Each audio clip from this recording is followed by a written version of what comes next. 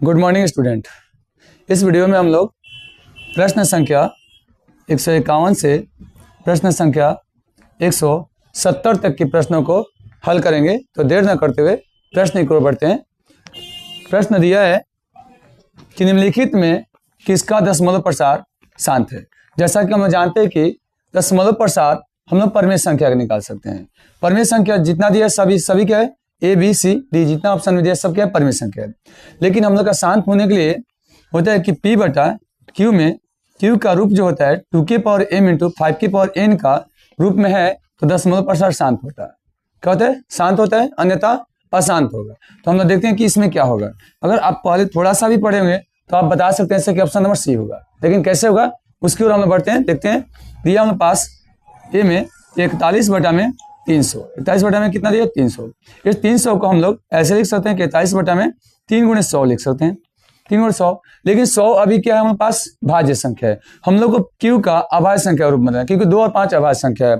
इसमें हम लोग 2 के पावर 2 गुणे 5 के पावर 2 के रूप में लिख सकते हैं। इसमें देख रहे हैं कि क्यू का जो रूप है 2 और 5 आया है, मतलब 2 और 5 आया है, लेकिन क्या है 3 आ गया, इसलिए ये क्या होगा, अशांत होगा।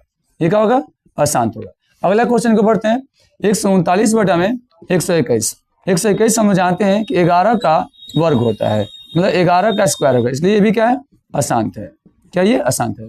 अगला हम देख रहे हैं कि 17 बटा में 40, 17 बटा में 40 में हम लिख सकते हैं कि 17 बटा में 2 का क्यू गुणे 5, 2 का क्यू 8 होता है, 8 5 40। इसमें क्यू का जो रूप है, क्यू का रूप 2m इंटू 5n का रूप का है, अर्थात यही क्या होगा हम लोग का, शांत होगा। इसलिए ऑप्शन नंबर क्या होगा, सी होगा। अगले प्रश्न को बढ़ते हैं।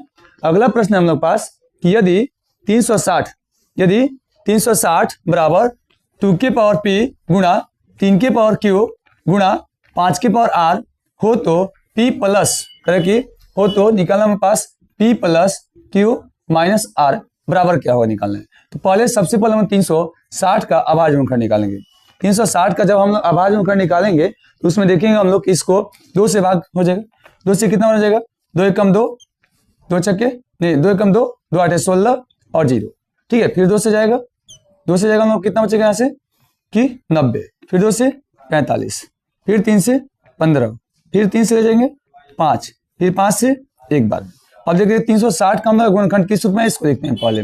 260 में 2 आया 3 बार, 2 के पावर 3 गुणा 3 आया 2 बार, तो 3 के पावर 2 यानी 3 का स्क्वायर गुणा 5 है एक बार लिख दिए। अब हम देख रहे हैं कि p क्या है, p जो है हमारे पास 2 के पावर है, p क्या है 2 के पावर है, देख सकते हैं p क्या है 2 के पावर है, तो 2 के पावर कितना है 3, तो हम लोग कितना हो जाएगा यहाँ पर p के मान पर रखेंगे हम लोग 3 प्लस q कितना हमारे पास 2 माइनस r कितना है 1 है, 3 2 कितना होगा 5 माइनस 1 करेंगे कितना बच जाएगा 4, यानी आंसर हम लोग क्या हो जाएगा 4। देखते हैं 4 किस ऑप्शन में है, तो ऑप्शन नंबर सी। अगले प्रश्न की ओर बढ़ते हैं।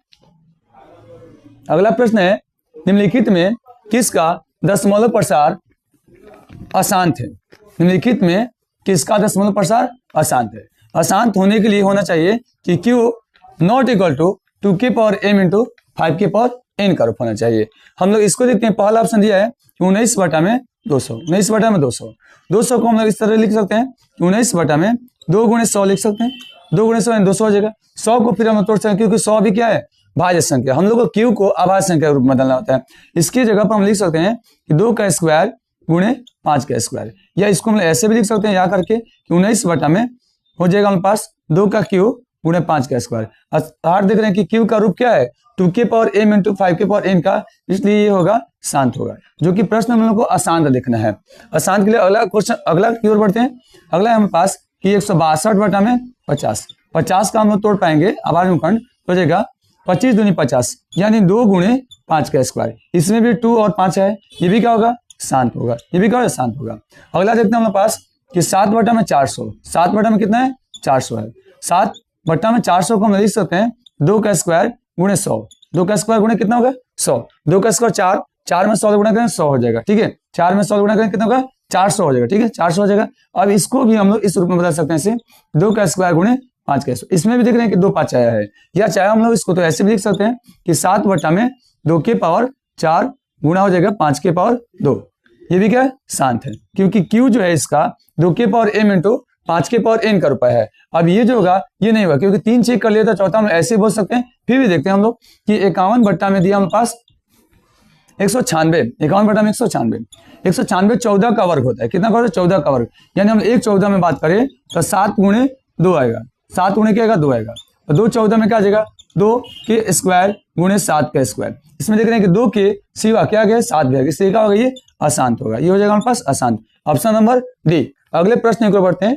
अगला प्रश्न है हमारे पास कि √181/2 है एक, ये क्या है? ये एक परिमेय संख्या है। क्या ये परिमेय संख्या? हम लोग देखते हैं कैसे परिमेय संख्या है। परिमेय संख्या है क्यों? क्योंकि दिया है हम लोग पास √181/2। हम लोग जानते हैं कि 81 जो है पूर्ण वर्ग है। क्या 81 जो है पूर्ण वर्ग है? 9 का क्या होता है? वर्ग होता है। ये 9 का वर्ग 81 होता है, अर्थात 81 का वर्गमूल जो होगा कितना हो जाएगा? 9। 9 बटा में कितना? 2। 9 बटा 2 क्या है? एक परिमेय संख्या, यानी ऑप्शन नंबर ए। अगले प्रश्न को बढ़ते हैं। अगला प्रश्न है कि 192 प्रश्न है अगला, 192 के अभाज्य खंड में 2 का घातांक क्या है? तो हम लोग सबसे पहले करेंगे कि 192 का अभाज्य खंड निकालेंगे। 192 का अभाज्य खंड निकालेंगे, कितना बन जाएगा? ये तो 19 से तो 9 बार में जाएगा 18, 2 9 18, 2 छः कितना जाएगा? 12, फिर 2 से जाएगा 2 चौका 8, 2 आते हैं 16, फिर 2 से जाएगा कितना हो जाएगा? 24 दूनी 48, फिर 2 से जाएगा 12 दूनी 24, यानी 12 आएगा, फिर 2 से 6, फिर 2 से 3, फिर 3 से 1 बार में जाएगा। इसमें 2 कितना बार है? 1 2 3 4 5 6 बार, यानी हम लोग पहुंच जाएगा यहाँ से 196 बराबर लिखेंगे 2 की पावर 6 गुणे 3। 2 की घात पूछ रहा है, 2 की घात या घातांक एक ही होता है, यानी 6। ऑप्शन नंबर क्या हो जाएगा हमारे पास? सी। अगले प्रश्न को बढ़ते हैं। अगला प्रश्न है यदि भाग एल्गोरिथम ए बराबर बी क्यू प्लस आर में, भाग एल्गोरिथम ए बराबर बी क्यू प्लस आर में ए बराबर 72, क्यू बराबर 8 और आर बराबर 0, तो बी का मान क्या होगा? तो बी का मान क्या होगा? सही से आप पढ़े होंगे, पहले अध्ययन किए होंगे, तो पता होगा कि डायरेक्ट आप बता सकते हैं कि बी का मान क्या होगा। बी का मान 9 होगा। क्या होगा? बी का मान 9 होगा। अब हम देखते हैं बी का मान कैसे 9 होगा। हम लोग रखते हैं कि यूक्लिड विभाजन, ठीक है, यूक्लिड विभाजन प्रमेय का जो फॉर्मूला होता है हम लोग पास कि ए बराबर बी क्यू प्लस आर, ठीक है। इसमें और शर्त होती है कि जहां आर जो होता है 0 से बड़ा या बराबर लेकिन बी से छोटा होता है। अब हम लोग यहाँ पर मान को रखते हैं। ए का मान हम लोग दिया है 72, ए का मान दिया है 72 बराबर, बी का मान कितना है? बी का मान निकालना है, तो बी की जगह हम बी ही रख देते हैं। क्यू का मान कितना है? तो 8 है, कितना हो जाएगा? 8 हो जाएगा, प्लस आर का मान कितना है? 0 है, आर का मान कितना? 0 है। इसको हम आगे हल करेंगे तो हो जाएगा 72 बराबर 8b, 72 क्या हो जाएगा? 8b। अब 8 इधर गुणा में देकर जाएगा, भाग में आ जाएगा, यानी 72 बटा में 8 बराबर b, यानी 8 9 72, 9 बराबर b, यानी b बराबर 9। Option number A. अगला प्रश्न एक और बढ़ते हैं। अगला प्रश्न है हम लोग के सामने कि निम्नलिखित में से किसका दशमलव प्रसार शांत है? फिर वही बात, इस तरह की क्वेश्चन तो हम लोग अनेकों देख चुके हैं, फिर भी इसको देख लेते हैं। करेक्ट हम लोग पास कि निम्नलिखित में से किसका दशमलव प्रसार शांत है? किसका दशमलव प्रसार शांत है? यानी हम लोग पास दशमलव प्रसार जानते हैं कि दशमलव प्रसार हम लोग किसका निकाल सकते हैं? परिमेय संख्या का। परिमेय संख्या का रूप क्या होता है? पी बटा क्यू। शांत होने के लिए एक शर्त होती है कि क्यू बराबर 2 की पावर m इंटू 5 की पावर n का रूप होना चाहिए, यानी 2 की पावर m इंटू 5 की पावर n का रूप होना चाहिए। हम लोग इसमें देखेंगे कि 15 का जब हम लिखेंगे 15 का गुणनखंड करेंगे तो 3 गुणे 5 आ जाएगा। इसको हम डायरेक्ट कर दो, ठीक है। 15 का लिखेंगे तो कितना हो जाएगा? 3 गुणे 5 होगा। अगर हम 160 का लिखें, ठीक है, 160 का लिखें तो हम लोग देखिए क्या होगा, यही होगा, ऑप्शन नंबर बी होगा। देखिए कैसे होगा हम देखते हैं।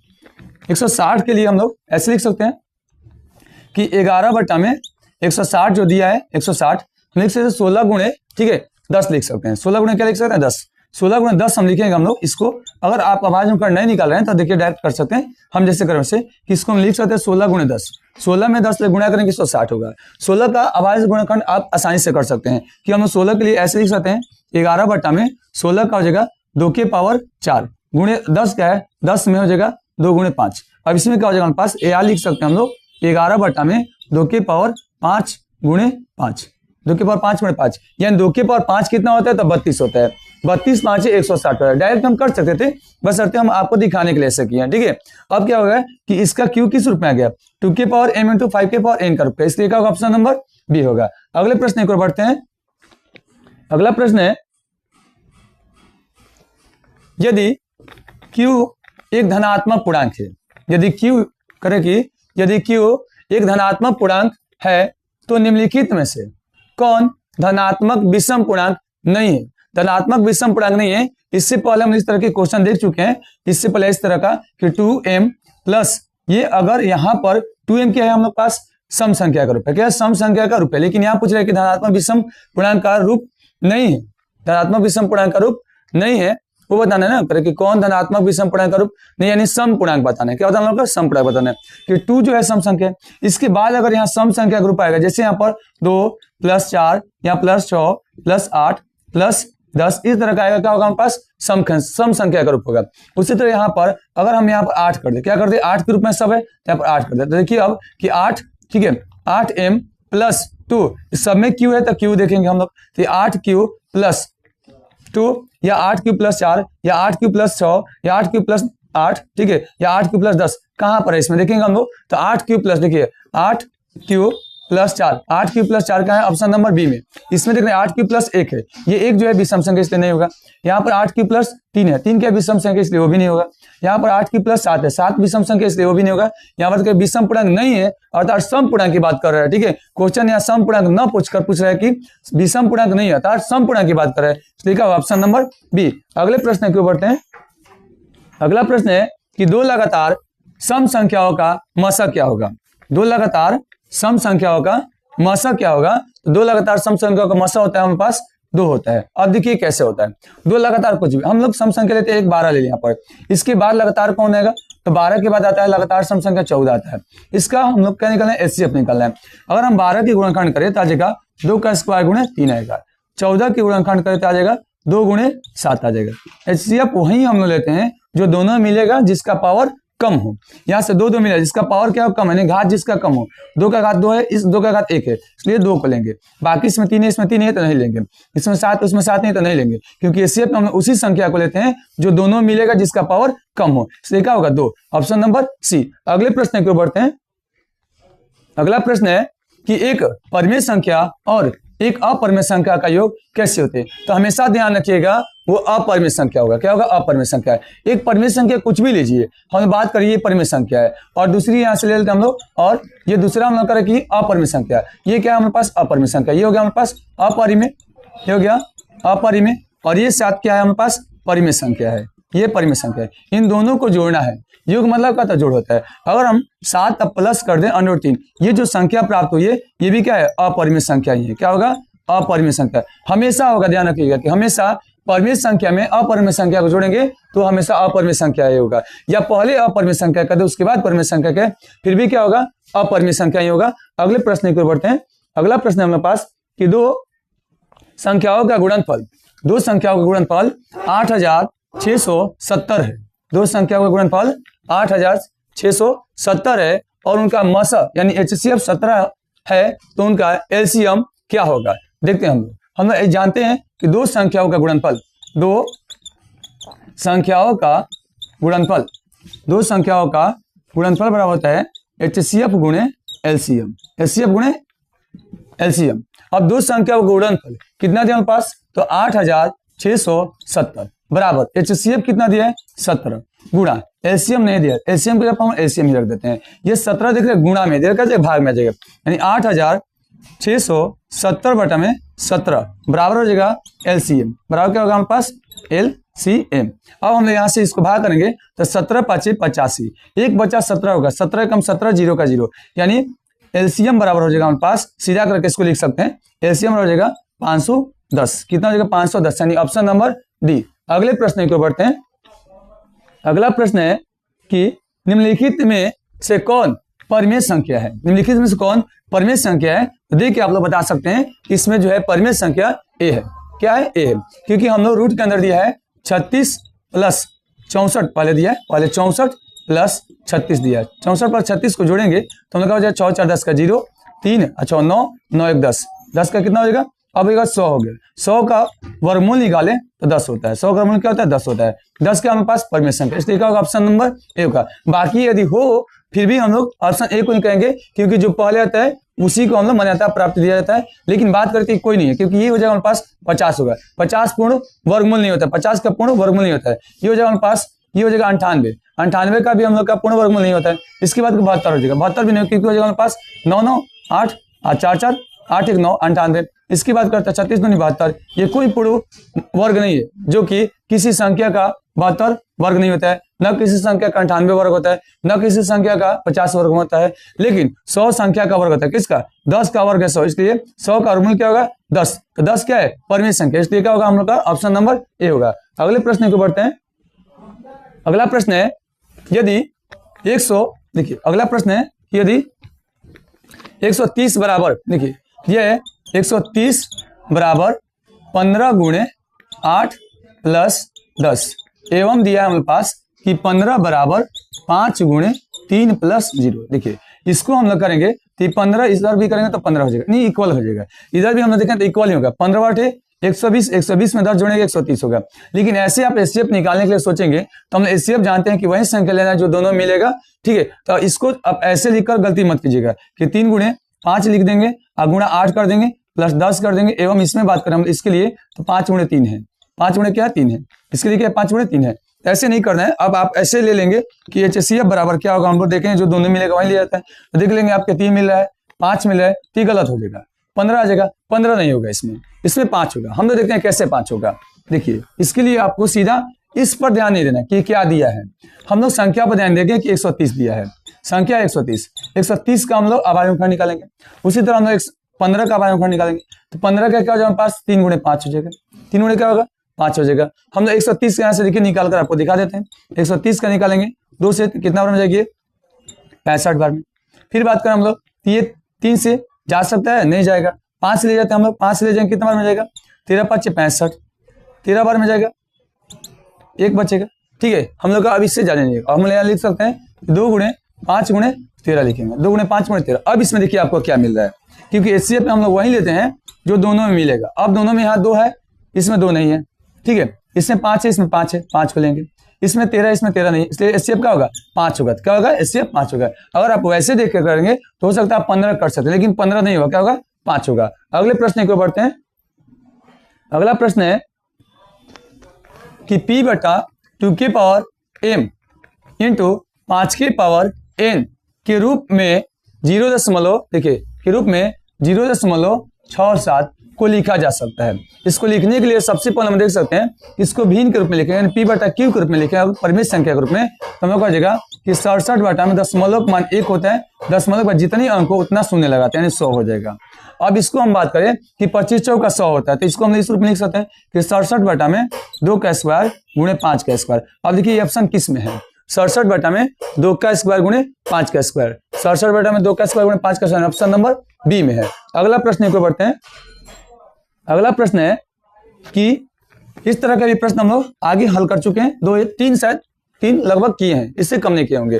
देखिए 0.49, उसके बाद दशमलव के बाद जितनी संख्या सब पर क्या बार है, यानी 0.49 के ऊपर क्या बार है। इसको तो आसान तरीका है कि हम लोग जितना पहले है उस संख्या को लेते हैं, उसके बाद दशमलव के पहले कोई संख्या नहीं है तो और आसान है। दशमलव पहले क्या? 0 है, 0 तो और आसान होगा कि दशमलव पर जितना अंक पर बार है उतना 9 लिख देंगे, यानी 9 लिख देंगे। इसका सरलतम रूप हम देख सकते हैं, लेकिन इसका सरलतम रूप नहीं होगा। अब तो नहीं बस देखा 49 बटा में 99, 49 बटा में क्या होगा? 99, यानी ऑप्शन नंबर बी होगा। अगले प्रश्न की ओर बढ़ते हैं।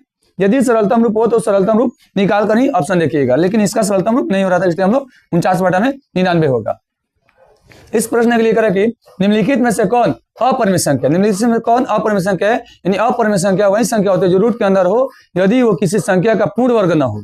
तो हम लोग क्या देख लेंगे कि पहला ही हम लोग का हो जाएगा, क्या होगा? पहला अपरिमित संख्या नहीं, परिमित संख्या, ठीक है। ये 49 किसका वर्ग होता है? 9 का, यानी 49 का वर्गमूल कितना होगा? 7 का होता है, ठीक है। 49 का वर्गमूल कितना होता है? 7 होता है। 49 का वर्गमूल कितना होगा? 7 हो जाएगा। अगर हम बात करें अगला दिया है √36, 36 किसका वर्ग होता है? तो 6 का, इसलिए 36 का वर्गमूल क्या होगा? 6 होगा। अगला देखिए हम लोग 27 दिया है, 27 किसी का वर्ग नहीं होता है, क्योंकि 5 का वर्ग 25 होता है, जैसे 6 बढ़ेगा 36 हो जाएगा, उसके बीच में है, यानी 5 का स्क्वायर होता है कितना हमारे पास? 25 होता है। उसके बाद 6 का स्क्वायर कितना होता है? 36 होता है, यानी 25 और 36 के बीच में जितनी संख्या आएगी कोई भी संख्या किसी का वर्गमूल पूर्ण नहीं हो पाएगा। क्या होगा? उसका पूर्ण वर्गमूल नहीं होगा, यानी कि बोल सकते हैं वर्गमूल नहीं होगा। 27 का वर्गमूल होगा लेकिन क्या होगा? पूर्ण वर्गमूल नहीं होगा, इसलिए ये क्या होगा हमारे पास? अपरिमित संख्या। ये क्या होगा हमारे पास? यही होगा अपरिमित संख्या, क्योंकि इसको हम थोड़ा बहुत अगर ऐसे भी बदले इसको और सरलतम रूप में, तो इसको ऐसे लिख सकते हैं कि 3 × √3 लिख सकते हैं।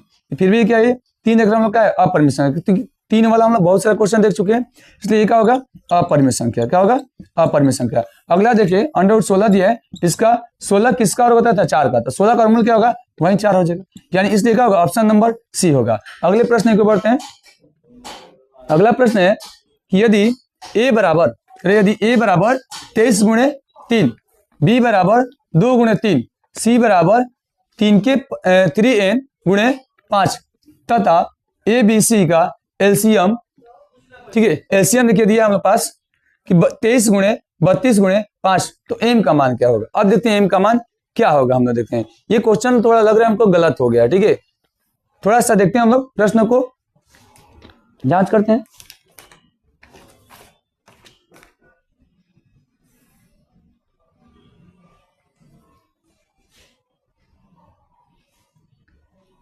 ठीक है, थोड़ा प्रश्न गलती है यहां पर, इस तरह ना होकर थोड़ा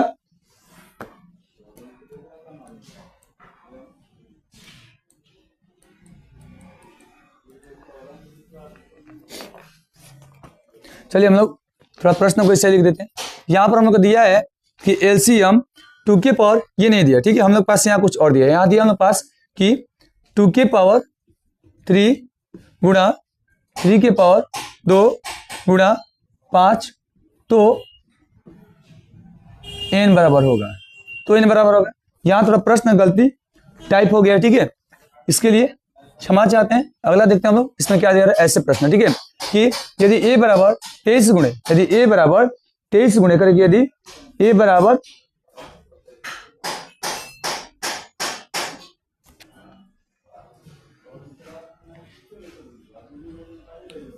ये प्रश्न गलती है पूरा, ठीक है, हम थोड़ा आपसे इस प्रश्न को लिख देते हैं, थोड़ा इसके लिए इंतजार कीजिए, लिखते हैं प्रश्न ही थोड़ा गलती हो गया, पूरा प्रश्न ही गलती टाइप हो गया है। प्रश्न हम लोग का ऐसे है कि यहाँ पर हम लोग का ऐसे न देकर दिया है कि a बराबर दिया है 2 के पावर 3 है, यहाँ पर a बराबर है 2 के पावर 3 गुणा है हम लोग पास 3, गुणा कितना है, 3 है। उसके बाद दिया b बराबर, ठीक है, b बराबर 2 गुणे 3, c बराबर, ये c बराबर दिया हमारे पास 3 के पावर n गुणा 5 है, c बराबर ये है, ध्यान रखिएगा, ठीक है। उसके बाद कर रखिए तथा ए बी सी का एलसीएम इस रूप में है, एलसीएम किस रूप में, ये भी नहीं है, एलसीएम हमारे पास दिया है, एलसीएम में कि बराबर दिया है, एलसीएम बराबर है कि 2 के पावर 3 गुणे 3 के पावर 2 गुणे 5, तो n बराबर होगा, तो n बराबर होगा। अब हम लोग के पास आ जाएगा, देखते हैं अब हम लोग क्या होगा, देखते हैं कि a बराबर क्या दिया, देखिए a बराबर प्रश्न में दिया है हम लोग पास, थोड़ा प्रश्न गलती हो गया है, ठीक है, टाइप गलत हो गया होगा। देखिए a बराबर दिया हम लोग पास कि 2 के पावर 3 गुणे 3, b बराबर दिया क्या चीज, b बराबर दिया है कि 2 गुणे 3, b बराबर 2 गुणे 3, और c बराबर दिया हम लोग पास, c बराबर है कि 3 के पावर n गुणा 5, गुणा क्या 5, एलसीएम देखना है, क्या निकालना हमारे पास, एलसीएम में हम लोग देखते हैं कि वही संख्या लेंगे जो क्या होगा, एलसीएम बराबर ऑलरेडी दिया है यहाँ पर कि एलसीएम के रूप में दिया है कि 2 के पावर 3 गुणा 3 के पावर 2 गुणा 5 दिया है। यानी अब देखते हैं क्या होगा कि सभी संख्याओं में हम पास देख रहे हैं कि 2 2 मिल रहा है, ठीक है, 2 2 सभी में नहीं मिल रहा है, फिर भी हम लोग होता है कि एलसीएम में वो लेते हैं जो अगर किसी मिल रहा था सबसे ज्यादा वाला, इसमें 2 है, ज्यादा क्या 2 के पावर 3, तो 2 के पावर 3 ले लिए, यानी हम लोग यहाँ से हो गया 2 के पावर 3 हो गया। अब देखते हैं कि 3 जो लिए हैं यहाँ पर हम क्या ढूंढना है, 3, यानी 3 कहाँ पर हमारे पास, n पर, n कहाँ दिया हमारे पास, c में दिया हमारे पास n, कि 3 के जगह क्या होगा, तो देख रहे हैं 3 यहाँ लिया गया है, तो 3 के पावर 2 लिया गया, इसका मतलब यहाँ हो सकता है, यहाँ हो नहीं सकता, होगा कि इसको हम ऐसे होता तब लेते कि 3 के स्क्वायर गुणे 5 लेते, 3 के स्क्वायर गुणे 5, तब ये 3 3 3 सभी मिले, लेकिन अधिक वाला, इसका मतलब n का मान क्या होगा, 2 होगा, n बराबर क्या होगा, 2 होगा, ऑप्शन नंबर क्या होगा, सी। इस क्वेश्चन में थोड़ा टाइम अधिक लग गया क्योंकि प्रश्न हम लोग का थोड़ा गलती टाइप हो गया था। अगले प्रश्न को बढ़ते हैं, देखने से लग गया कि यहाँ प्रश्न थोड़ा गलती है, अगले क्वेश्चन को बढ़ते हैं। अगला क्वेश्चन दिया हमारे पास कि 2 अपरिमेय संख्या हो, ठीक है, 2 अपरिमेय संख्या हो जो हमारे पास दिया है 3 प्लस √5 तथा दूसरी अपरिमेय संख्या दिया है 3 माइनस √5 का गुणनफल है 1, तो ये गुणनफल क्या हमारे पास, ये परिमेय संख्या है, क्या ये परिमेय संख्या है। आप थोड़ा सा फॉर्मूला को याद रखेंगे तो आप देख कर बता सकते हैं कि इसका आंसर क्या आएगा, तो मेरे ख्याल से शायद इसका 4 आंसर आएगा, ठीक है, 4 आएगा, तो 4 क्या हमारे पास परमेय संख्या। देखते हैं फिर भी गुणनफल बोले तो दोनों का गुणा करते हैं, यहाँ हटाकर हम इस तरह इसको गुणा करते हैं। अब थोड़ा फॉर्मूले पर गौर करेंगे।